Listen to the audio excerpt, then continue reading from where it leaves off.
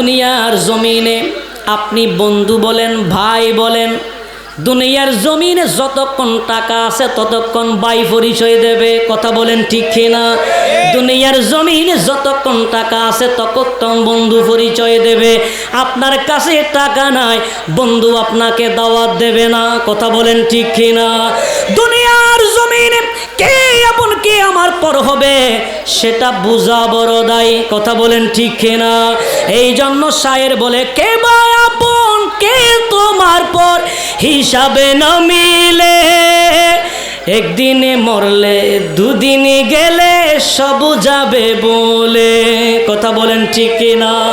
ওরে সময় থাকতে পাল্টে ফেলো, সময় থাকতে পাল্টে ফেলো তোমার চলাচল, মহাকালের জীবন হবে তোমার পরকাল, মহাকালের জীবন হবে তোমার পরকাল।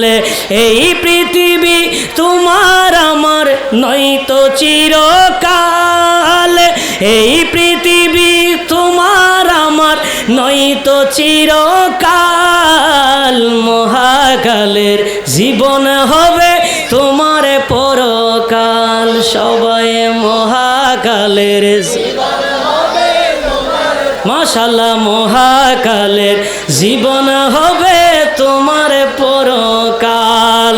কথা বলেন ঠিক কিনা?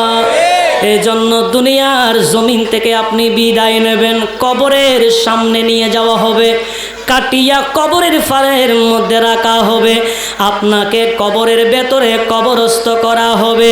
এমন সময় আপনার ভাই বলেন, বন্ধু বলেন, আপনার আত্মীয় স্বজন বলেন, আপনার মা বাবা বলেন, কেউ আপনার সঙ্গে এক সেকেন্ডের জন্য কবরে যাবে না। কথা বলেন ঠিক কিনা?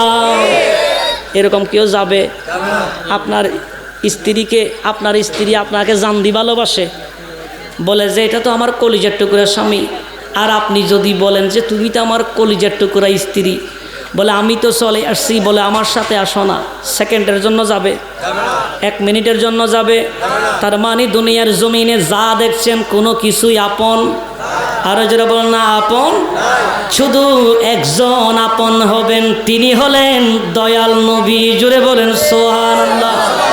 সেই নবীকে ভালোবাসা দরকার আছে না নাই? সেই নবীকে মহব্বত করা দরকার আছে না নাই?